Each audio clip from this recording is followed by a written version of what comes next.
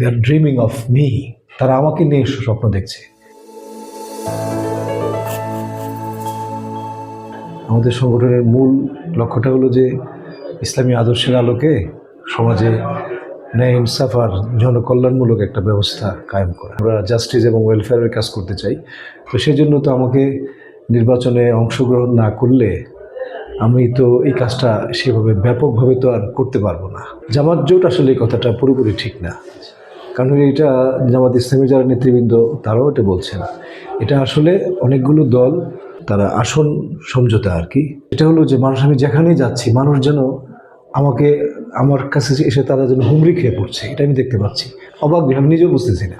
তারা আমাকে কেন্দ্র করে এখন ভাবতেছে যে এই লোকটা হয়তো পারতেও পারে, প্রচুর তার জন্য আমাকে সাহায্য করতেছে। এই দেখেন আমার পকেটে এখন টাকা ভর্তি, যে রাস্তায় মানুষ টাকা দিচ্ছে, আমাকে দিচ্ছে। দেখেন এই যে কত টাকা দেখেন। এই যে নারীর উপরে যদি কেউ কোনো সহিংসতা করে, এবং ফ্যামিলিয়াল জায়গাতে থেকে হোক বা বাইরে থেকে হোক, কর্মস্থলে হোক, এটা খুব কঠোরভাবে আমি এটা কী করব। দ্বিতীয় আমার হলো যে এই আমাদের একটা উত্তরাধিকারী আইন আছে, মিরাসি আইন। আপনারা জানেন যে মানুষের বাবা মা মারা যাওয়ার পরে সেখানে ছেলেরা মেয়েরা এগুলোর মালিক হয়, আত্মীয় স্বজন মালিক হয়। তো দেখা যায় যে এই বাংলাদেশে আমাদের মা এবং বোনেরা তাদের যে মিরাজি সম্পত্তিটা পায় না। এখানে কে কোন মহিলা বঞ্চিত, কথা বলবো তার সাথে, তাকে আমি আইন মানতে বাধ্য করবো। তাকে নারীদের ফিনান্সিয়াল লাইফে একটা বড় ধরনের চেঞ্জ আসবে। কর্মজীবী নারীদের নিয়ে আমার এটা হলো যে যারা কর্মস্থলে আছেন তারা তো আছেন। তো জামাত ইসলামের যিনি আমির তিনি তো বলেছেন যে তাদের ফুল পেমেন্ট দেওয়ার পরেও তাদের কর্মঘণ্টা 3 ঘন্টা কমিয়ে দেওয়া হবে যদি ক্ষমতায় যায়। তাহলে তো আমরা তো নারীদের কাজগুলো এরপরে আমরা উদ্যোক্তা করবো তৈরি। তো আমাদের একটা বিশেষ প্ল্যান আছে। আমার যে সমস্ত মা বোনেরা আর্থিকভাবে অসচ্ছল, আমরা সবার সাথে আলাপ করে আমরা নারী উদ্যোক্তা তৈরি করব। 4 কোটি টাকা বরাদ্দ থাকে ব্যাংকের জন্য। 4 কোটি টাকা মানে বিশাল এলাকায় আমি কয়জনকে দেব? সেই জন্য আমি আলাদা আমার মাধ্যমে একটা ফান্ড আমি ক্রিয়েট করব, যে অমুসলমান ভাইদের সাথে যে ইসলাম যে চুক্তিটা, মানে তাদের নিরাপত্তার যে চুক্তি এবং তাদের নাগরিক সুবিধার যে সমতার চুক্তি আমরা করেছি, হাদিসের মধ্যে আসছে যে এটাকে পুরা করতে, হ্যাঁ, আইয়ু কাতিলা মিওয়ারাইহিম, প্রয়োজনে এই নিরাপত্তা যদি বিঘ্নিত হয়, যদি কেউ এটাকে লঙ্ঘন করতে চায় এবং তাদের যে সিভিক রাইটসগুলো আছে, প্রিভিলেজগুলো যদি থেকে অস্বীকার করে, প্রয়োজনে যুদ্ধ করে হলেও সেটাকে আমরা আদায় করব। এটা আমাদের আদর্শ।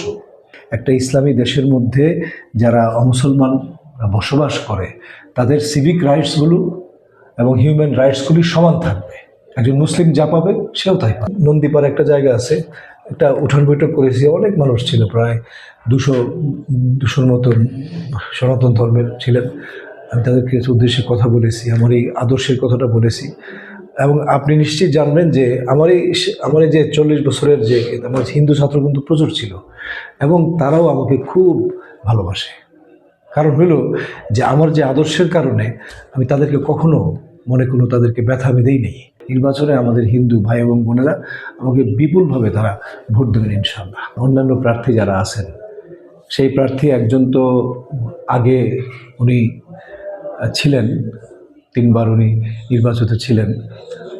একসময় ধানের শীষের একটা জোয়ার ছিল, সত্য কথা আমাকে বলতে হবে, আপনারা হয়তো তখন ছিলেন না। 90-এর দশকে একটা জোয়ার ছিল, সেই জোয়ারে কিন্তু যে কোনো মানুষ দাঁড়ালেই পাস।